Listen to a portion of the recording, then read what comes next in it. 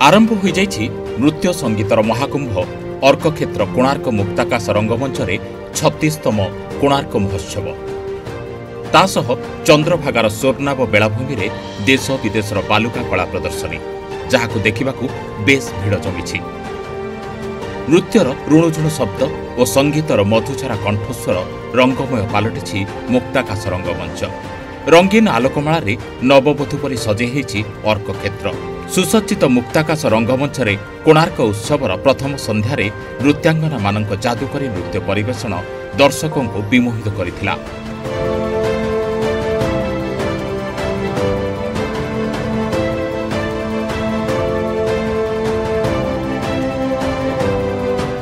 आयोजित 36तम अंतर्जातीय कोणार्क नृत्य उत्सव को उद्घाटन करथिले मुख्यमंत्री श्रीयुक्त मोहन चरण माझी। प्रथम संध्यारे शास्त्रीय संगीत नृत्य और संगीत कार्यक्रम प्रथम पर्यायर भुवनेश्वर सोनाली महापात्र और तांको साथींको द्वारा परिवेषण होइथिला हनुमान चालीसा।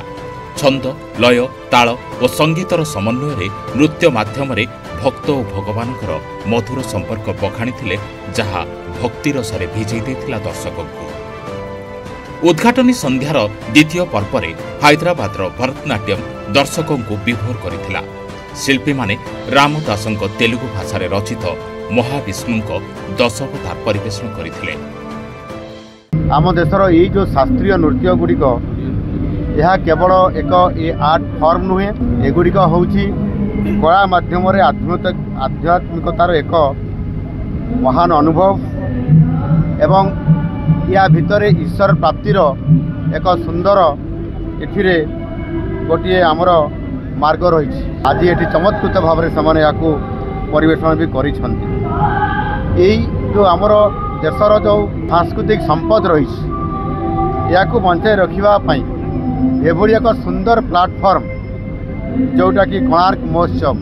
ये कोणार्क महोत्सव निश्चित भाव में जोठी समुद्र तटरे कोणार्क मंदिर बैकड्रप रे आज एभली एक चमत्कार भाव में साजसज्जा भितर ये कार्यक्रम रखा जाइछि एवं सेतिपाई यह एक नृत्य परिवेषण खाली प्लाटफर्म नुह, एथिरे संपूर्ण भाव में आम ओडिसी नृत्य को जेभली भाव में आम ए प्लाटफर्म आज करुचु यह देश एवं विदेशर समस्त शास्त्रीय नृत्य प्रेमी एवं कलाप्रेमी जो मैंने अच्छी सेमानंकु किभली भाव में आमे सारा विश्व दरबार रे ए कोणार्क मंचरू आज प्रदर्शन करुचु। यह निश्चित भाव में आज सारा विश्व दरबार भी देखुची आ गोटे बहुत बड़ आज आमर ओडिया अस्मिता सांस्कृतिक अस्मितार ये गोटे बड़ परिचय सृष्टि पारिछि। आ सेतिपाई आज जो आमर ये कार्यक्रम जो आमर सरकार जो विभाग तरफ आमर ये होची आमर सांस्कृतिक विभाग पर्यटन विभाग ओडिशा सरकार के तरफ जो आयोजन करा जाइछि एथिरे मु निश्चित भाव में समस्त जो मैंने आयोजन कर धन्यवाद देवी। जो बालुका शिल्पी मानकर प्रतिनिधित्व एवं गोटे देशर गोटे कलार गोटे सांस्कृतिक चिन्हर से संपूर्ण भाव में संकेत दौथुबा एवं ये संपूर्ण भाव में ये जो बालुका शिल्पी ताहार जेभली भाव में अति उच्च कोटिर भाव में प्रदर्शन कर प्रत्येक राज्यरू आसीथिबा एवं विभिन्न देशरू आसीथिबा समान जेभली भाव में चमत्कृत करिसंती वास्तविक यह अनन्य। नमस्कार, मो नाम अन्वेषा दास। आमे आज कोणार्क फेस्टिवल 2025 रे ओपनिंग सेरेमनी करथिलु नृत्य उपासना पीठ तरफ। मो गुरु नाम गुरुश्री सोनाली महापात्र। आमे गोटे नृत्य शिल्पी हिसाब से समस्तंकर गोटे आशा थाए कि गोटे इच्छा थाए कि कोणार्क फेस्टिवल नाचिया आज आम नाचिया पाइलु आउ बहुत भल लगिला। आमे आज हनुमान चालीसा आरंभ करथिलु, तापरे गोटे सुंदर पल्लवी सारंग पल्लवी करथिलु, तापरे शेषरे आमे चारि जुग देवी करथिलु। चारि जुगंकर देवी ऊपर गोटे कहानी करथिलु आउ सबुर नुआ कोरियोग्राफी गुड़ा सब जोटा कि मो गुरु श्रीमती सोनाली मैडम करचंदी आउ सेगुड़ा को आज गोटे एते डाइवर्स आउ एते गोटे कल्चरली सिग्निफिकेंट प्लेटफॉर्म रे परफॉर्म करिकी बहुत ही खुशी लगिला। मो ना स्वास्तिका स्वागतिका मिश्र आम भुवनेश्वर आसीचु नृत्य उपासना पीठ को बिलंग करछु। आम गुरु नाम श्रीमती गुरु सोनाली महापात्र। आज आम प्रथम भाग में मंगलाचरण करथिलु, सूर्य मंगलाचरण करथिलु, तापरे हनुमान चालीसा उपरे हेतिला, तापरे हमर सारंग वृंदावन सारंग पल्लवी हेतिला, तापरे आम चारि जुग देवी को उपरे स्तुति परिवेषण करथिलु। केमती लागुची आज हम एटे नृत्य करिकरी बहुत आशा बहुत खुशी लागुची एटी परफॉर्म करिकरी। बहुत चेष्टा परे आज हम एटी अपॉर्चुनिटी पाइछु परफॉर्म करिया पई।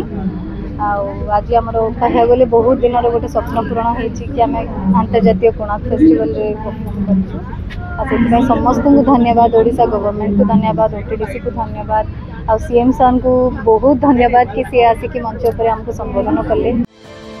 चंद्रभागार स्वर्णाभ बेलाभूमि में आयोजित हो 15तम अंतर्जातीय बालुका कला महोत्सव। भारत वर्षरू प्राय 135 जन शिल्पी जोग देइथिले। एथिसह स्पेन, रूसिया, जापान, पोर्तुगाल और श्रीलंकार प्राय 5 जन विदेशी बालुका शिल्पी चंद्रभागा बेलाभूमि में बालुका कला प्रदर्शन करुछंती। प्रथम दिन में पुरुष बालुका शिल्पी माने मंदिर और ऐतिह्य एवं प्राचीन स्थापत्य उपरे आकर्षणीय बालुका कला प्रदर्शन करथिबा बेले महिला बालुका शिल्पी माने ओडिया अस्मिता और संस्कृतिर प्रतीक कला प्रदर्शन करथिले। एहासह पद्मश्री सुदर्शन पट्टनायक द्वारा निर्मित बालुका कला गैलेरी और सुभद्रा शक्ति मेला को मुख्यमंत्री मोहन चरण माझी बुली देखिथिले। 140 जन शिल्पी पार्टिसिपेट कर भारतर सबुठु बड़ बालुका कला महोत्सव जोटा कि ओडिशा पर्यटन विभाग द्वारा एक आयोजित करा जाउछि एवं ए वर्ष 15तम एवं भारतर विभिन्न प्रांतर सब शिल्पी माने आसନ୍ତି और बाहर मध्य आसନ୍ତି।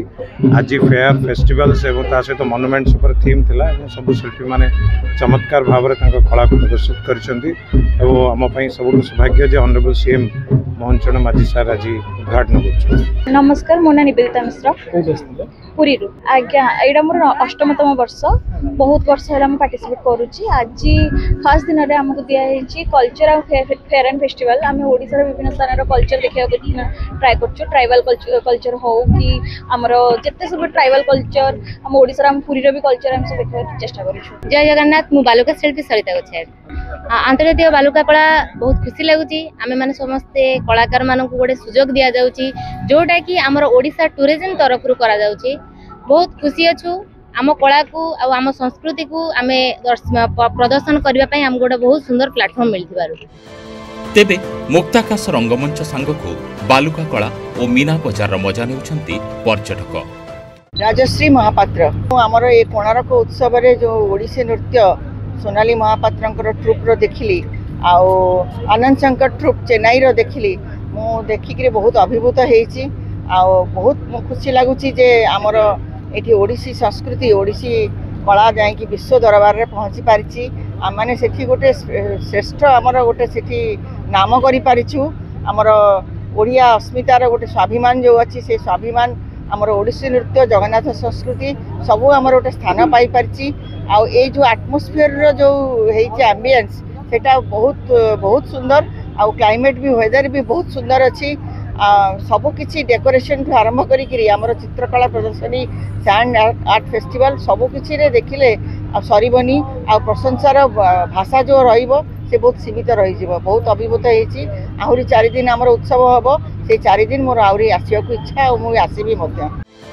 आज द्वितीय संध्यारे कुचिपुड़ी और ओडिसी नृत्य परिवेषण हेबो।